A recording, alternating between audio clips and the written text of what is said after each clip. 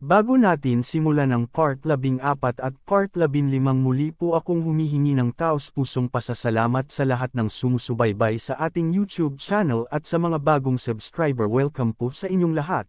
Ngayon lang po ako nagkaroon ng day off, sisiguraduhin ko pong susulitin ko ang araw na ito upang kayanin natin makapag-upload hanggang part 17. Kaya't makikita na natin ang isang malakas na pag-atake ng ating bida kung saan ang weakness ng kalaban kaya't nang dahil sa kanyang tagumpay ito ay nagbigay ng critical hit. Kasabay nito ang pagsigaw ng Demon Mother Spider. At napaisip si Yeching habang nakatingin sa Brood Mother Spider kung ang isang level 5 na Demon Spider ay umabot na sa level 20, ang kanyang abilidad ay nag-iiba sa nakakalasong gagamba ay napapalitan ng isang kasanayan upang magparami, pero ang aking kinakagulat kung bakit ang simpleng lason ay umiepekto sa kanya at kaya hindi inaasahan ng ating bida na ang nakuha niyang skill ay tatalab sa Mother Demon Spider. Kaya't makikita na natin ang Demon Mother Spider na sobrang natataranta dahil sa mga pumapasok na poison sa kanyang katawan, kaya't lubos na galit ang kanyang nararamdaman patungo sa ating bida. At naghanda ng isang lihim na pag-atake patungo sa ating bida. At nang dahil sa taas ng pakiramdam ng ating bida, hindi ko inaasahan na mayroon pa pala siyang itinatagong ganito, kaya't mababakas na natin sa mukha ng ating bida ang pagkabigla.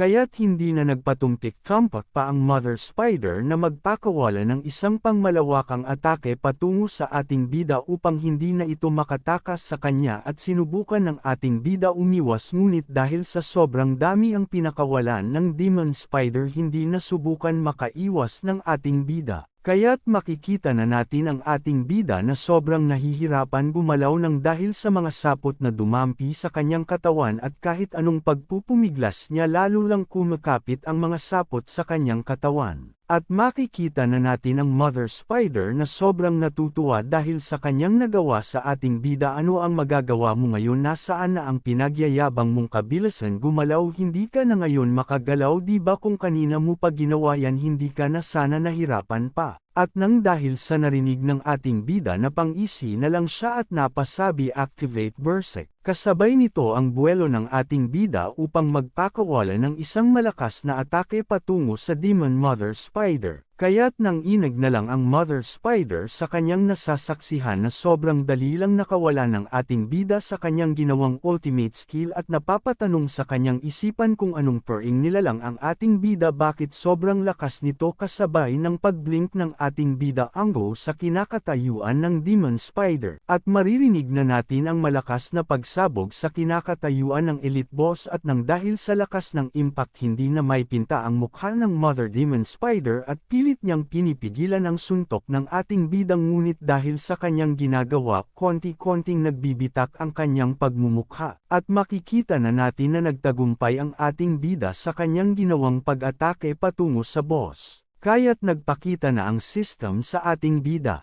The best card can now be 4-leveled. Please choose from the 2 routes. Unang kasanayan, Splatter and Gore. Ito ay isang kasanayan ng Berserk mode. Ito ay isang kasanayan na kayang lagpasan ang depensa ng kalaban, ngunit ang kaakibat naman nito ang pagbaba ng iyong buhay, at kung ito'y itinuloy-tuloy ng sobrang tagal, maaaring humantong ito sa iyong kamatayan. Pangalawa, walang tigil na Rage Increase. Ito ay pinapababa ng kalahati ang cooldown upang magamit muli. Kaya't napaisip na si Yeching karaniwang pinipili ng karamihan ang Unending Rage upang mapanatili ang kasanayan ito. At dagdag pa nito, ngunit ako ay sumusulong sa mga delikado at maaaring mas marami pa ang aking masalubong na mas malalakas pang uri ng kalaban, tulad nitong Brood Mother na mayroong matitigas na katawan. At kung pipiliin ko naman Splatter and Gore, hindi na ako mag-aalinglanggan paslangin ang mas malalakas pang kalaban sa akin. Ngunit ang side effect nito ay lubhang napakahirap ng dahil maaari ko tong ikamete sa pagbaba ng aking buhay. At nakapagdesisyon na ang ating bida na ang kanyang pipiliin na lang ang Splatter and Gore with Regeneration on Me, nang dahil sa aking kasanayan maaari kong kontrahin ang epekto nito sa akin. At kasabay nito ang pag-level up ng Berserk into Splatter and Gore.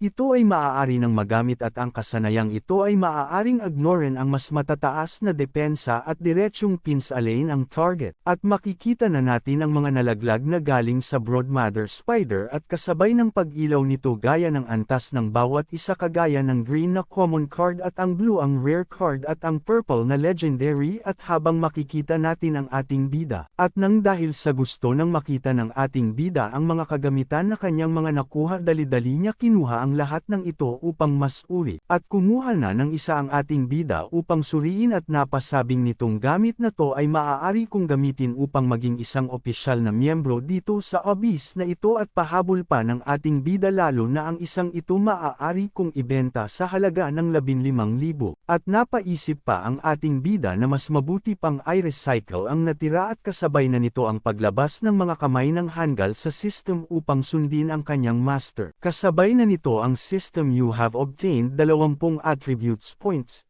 na habang tinitignan ng ating bida ang Broodmother Spider at kasabay nito ang paglabas ng hanggal sa system upang kunin ang bangkay. Kasabay nito ang pagtingin ng ating bida sa bangkay ng Bloodmother Spider at sobra siyang nagagalak malaman kung ano naman ang kanyang makukuhang skill dito. At lumabas na ang system you have obtained rare card Broodmother, can summon up to 4 na demonized brooding to fight alongside you, and evolve according to combat experience. Kaya't nabigla ang ating bida sa kanyang mga nalaman na kaya niyang mag-summon at ang nakakamangha pa dito maaari pa tong magbago sa mas malakas na antas mula sa pag-level up nito. At mabalik tayo sa mga hunter kung saan nakapunta na sila sa tulad ng napuntahan ng ating bida at masasaksihan natin ang malawak na espasyo. At napakuha na ang healer sa isang crystal upang suriin, at nabigla siya sa nakita niya na parang hindi naman nasabi sa atin ang ganitong mataas na uri ng crystal ito ba ay dahil sa impluensya ng Abyss at panahon ng Red Moon State, at pahabol pa nito ang bawat isa ng mga ito ay nagkakahalaga ng isang magandang kinabukasan. At nang dahil sa kanyang mga nalaman binuksan na ng healer ang kanyang tagong kapangyarihan sabay nito ang makikita nating na pagmulat ng mata sa wand. Kasabay na nito ang paglabas ng status ng wand.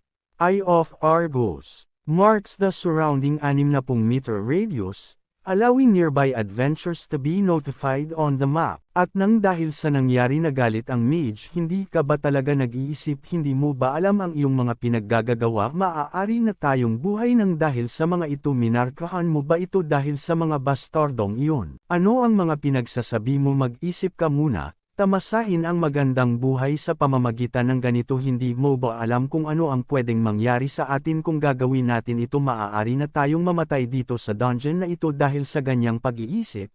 At kung hindi man tayo mamatay dito, maaari din tayong patayin ng mga bastardong mga yun dahil sa pagtataksil natin sa kanila. At nagsalita na ang tank upang hindi na lumala ang pagtatalo ng dalawa. Tutal ang trabaho natin dito ay hanapin ang nakatagong boss room at kung magtatalo lang kayo at mamatay dito, hindi naman kayo makakakuha ng reward at kung mamatay naman tayo dito maaring daanan lang tayo ng mga bastardong yun at hindi pansinin dahil para sa kanila wala lang tayo. Kaya't makikita na natin sobrang nanggigigil at napapaisip kung hindi lang nangyari ang mga ngayon. At naalala niya na mga pinaggagawa niya noon sa mga hunter na halos itapon niya ito sa mga halimaw upang mabuhay lang, tama na walang pakialam kung mamamatay ka dito. At mayroon siyang naalala ng dahil doon pinagpawisan siya sa kanyang karanasan na iyon. At ayun naman nga pala ang ginawa sa kanya ng hanggal sa system ng ating bida na pagkuha ng kanyang abilidad at ang kanyang mga natitirang yaman. At nanggigigil siyang napalingon sa clone ng ating bida at napasabing ng dahil dito sa bastardong ito nawala ang lahat sa akin kaya't napunta ako sa puntong mas mahirap pa ako sa daga.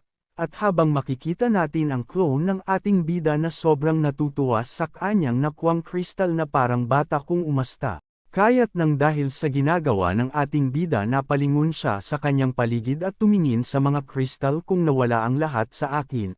At nang dahil mayroon na akong chance upang mabawi ito ng kahit dahan-dahan at magtago ng kahit kaunting yaman dito hindi naman siguro masama. Tama ba ako? Kaya't makikita na natin ang kanyang masamang binabalak sa pagkuha sa kristal sa kanyang gilid upang maitabi ito para sa kanya. At pahabol pa ng Hangul kung makakakuha lang ako ng magandang kagamitan upang mapunan ang aking kahinaan sa aking statistika, nakakasiguro na mapupunta ako sa magandang grupo at makakawala na ako sa mga ganitong grupo na nagpupulot ng basura. Kaya't buo na ang kanyang pasya na kukuha siya ng kahit konting mga ito upang mapunan ang kanyang pangangailangan upang makabalik na sa kanyang hangarin dati, at pahabol pa nito hindi naman siguro mapapansin kung magtatago ako ng kahit iilan lang nito. Kasabay nito ang pag-activate ng trap, at makikita natin ang pagkabigla ng grupo ng dahil sa kanilang naramdaman na patungo sa kanila. At nang dahil sa bilis nito dumaan lang ito sa dalawang hunter na sobrang nabigla dahil kung sa kanila tumama ito sure na ang kanilang kamatayan, at hindi lang sila makakailag dahil sa sobrang bilis nito. Kasabay nito ang malakas na pagtama sa noo ng healer, at makikita na natin ang pag-aalala ng kanyang kaibigan, at nang dahil sa kanya nasaksihan napasigaw siyang zoo, at napasabi pa ang isa ng what the hell is this? At makikita na natin ang pinasukan ng ating bida na ang Mirror Dungeon. Kasabay nito ang makikita nating maliit at cute na gagamba sa harapan ng ating bida.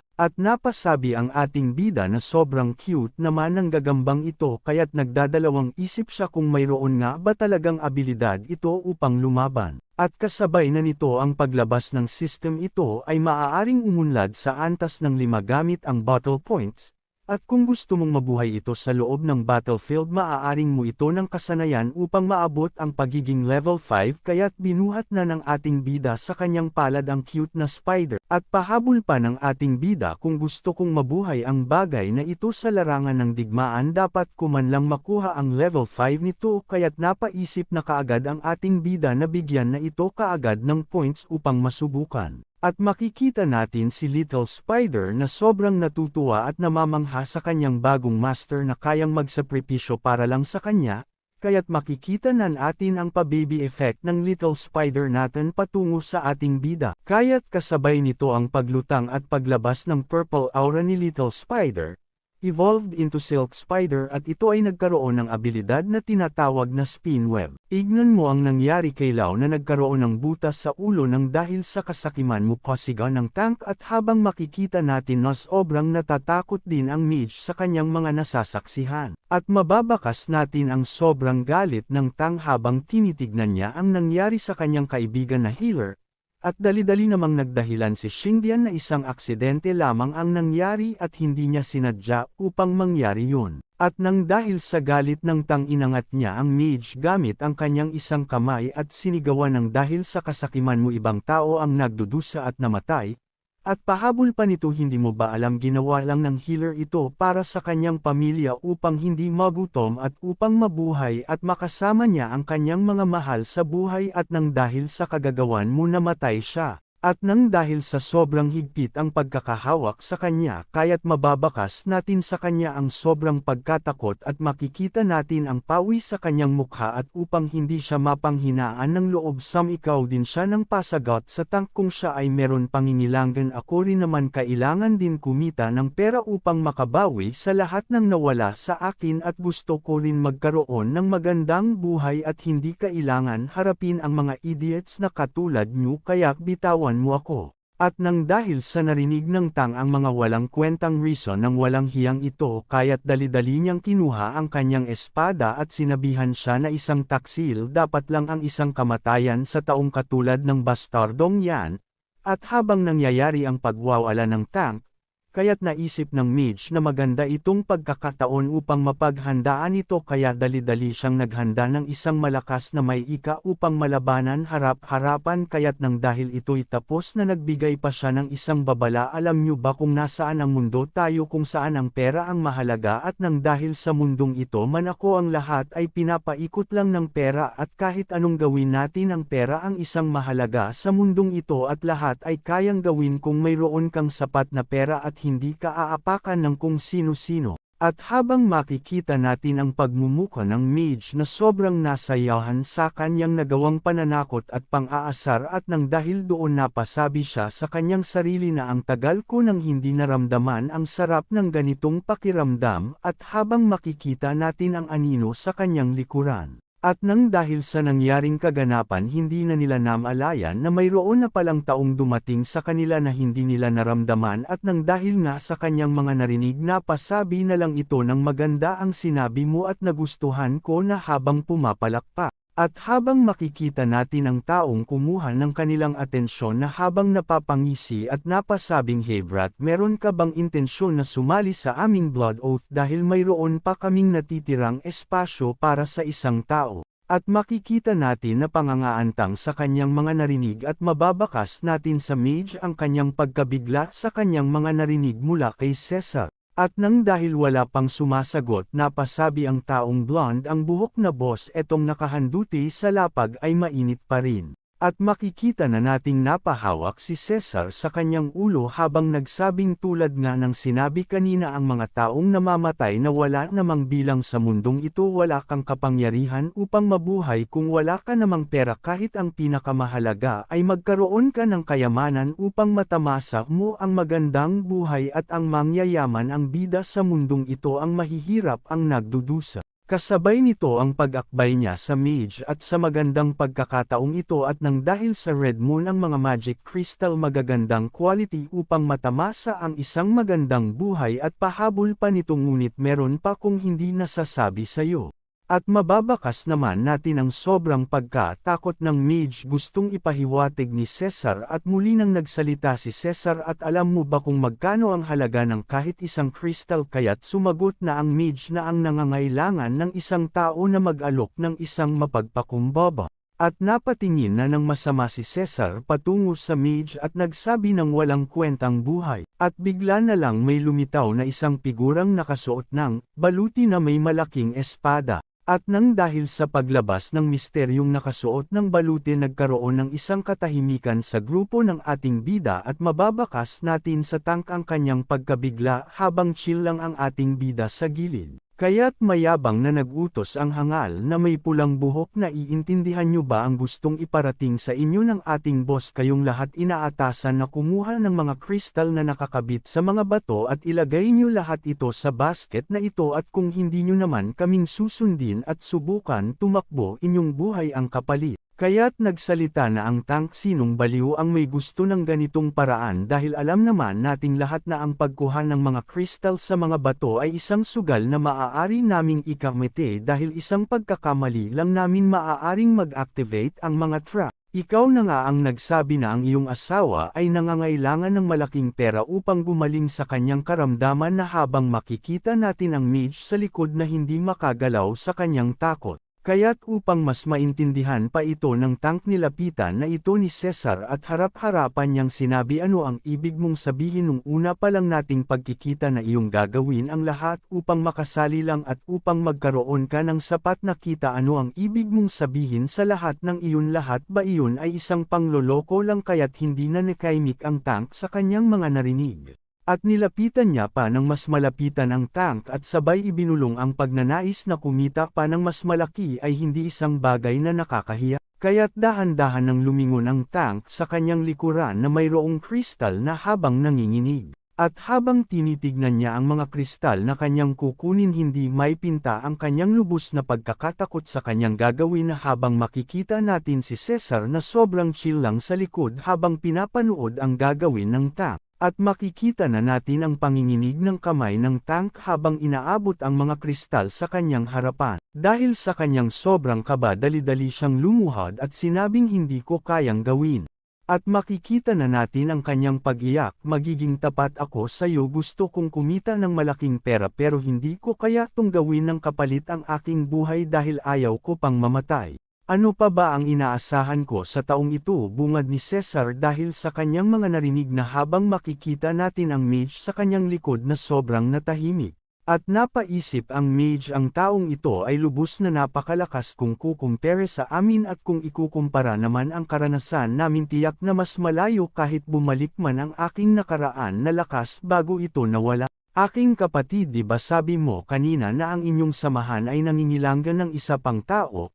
At tinanong mo ako kung interesado ako maaari ko pa bang tanggapin ito mayroon akong kapangyarihan na mas mababa pa ngunit pinapangako ko sa iyo na gagawin ko ang lahat, kaya't dahan-dahan nang napalingon si Cesar sa taong nagsasalita sa kanyang likuran. Kaya't nang dahil sa narinig ni Cesar napatingin siya sa kanyang kasamahan at nagtanong ng nasabi ko ba talaga lahat yun, at dahan-dahan ng bamulong ang kanyang kasamahan o kapatid lahat iyon na sabi mo kanina. Kaya't napasabi na si Cesar na kung gayon man, ang aking binitiwang salita ay hindi ko na ito kayang bawiin kaya tara na dito at lumapit ka na.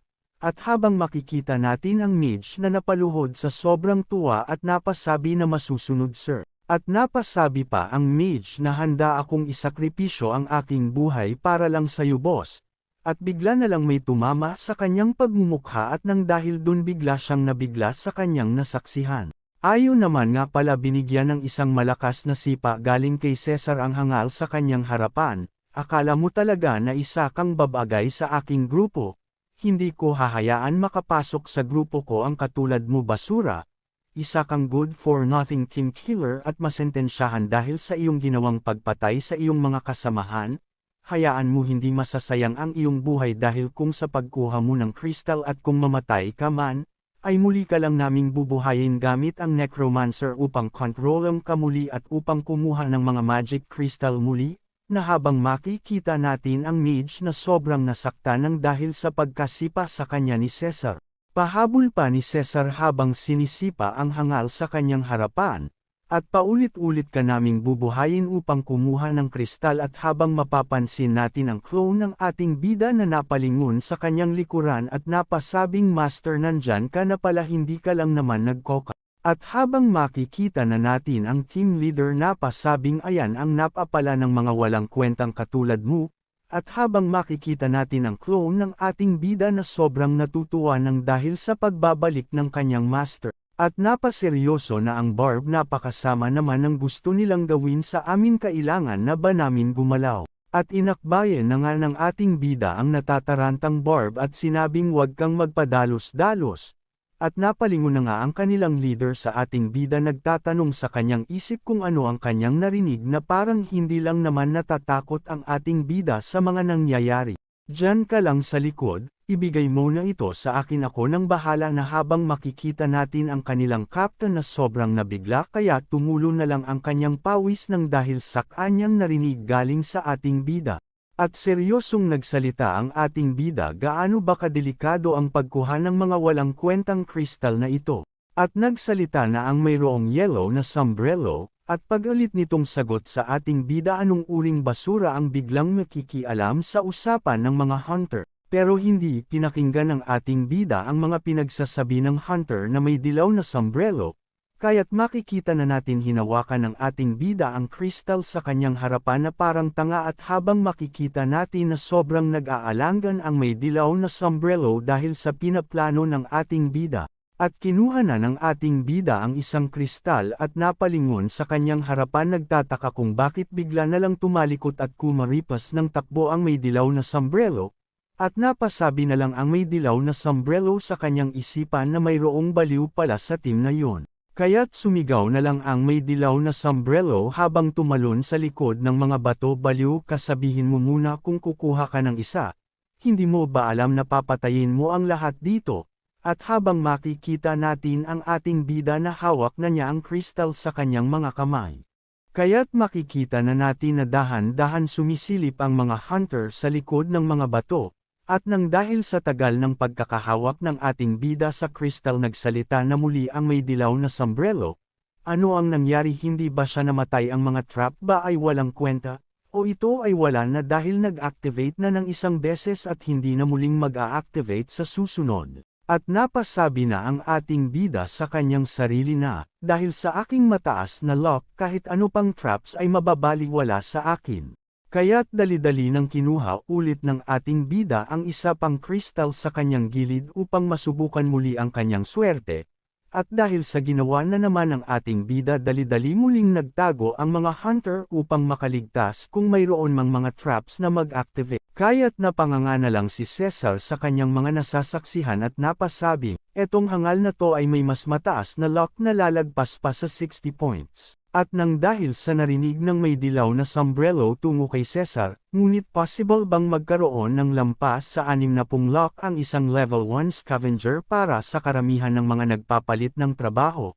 At nakakasiguro akong hindi naman ito aangat ng ganong kataas nang dahil isa lang naman siyang level 1, at nagtatakang sinabi ni Cesar na may isang posibilidad lamang na nabigo ang mga traps, at nang dahil sa mga nasaksihan na may pulang buhok at naku-curious siya kung bakit ganon ang mga nangyari kaya't makikita natin sa kanya na may pinaplanong gustong gawin. Kaya't mayabang niyang hinawakan ang kristal at sinabing 2 beses na tong nangyari at tingin ko ganun din ang mangyayari ngayon. Kaya't nang pagkakuha niya sa kristal tumingin siya sa mayroong dilaw na sombrero at nagyabang tignan mo wala lang naman nangyari at pahabol pa niya napaka-basic lang naman ano ang kinakatakutan nyo, kasabay nito ang pagkislap sa isang gilid. Kaya't makikita na natin ang pagtagos ng pulang ilaw sa ulo ng hangal. Kasabay nito ang pagbagsak ng hunter sa lapag at kasabay nito ang pag-atras ng may dilaw na sombrero dahil sa kanyang mga nasaksihan. At nang dahil sa nangyari nagsalita na si Cesar at nang dahil sa aking nasaksihan na patunayan ko ang aking suspecha na ang isang basurang ito ay mayroong mataas na lock at ito ay kakaiba kaysa sa mga normal na hunter at pahabol niya pa maaaring ito ay isang bibihirang katangian na uugnay sa kanyang trabaho.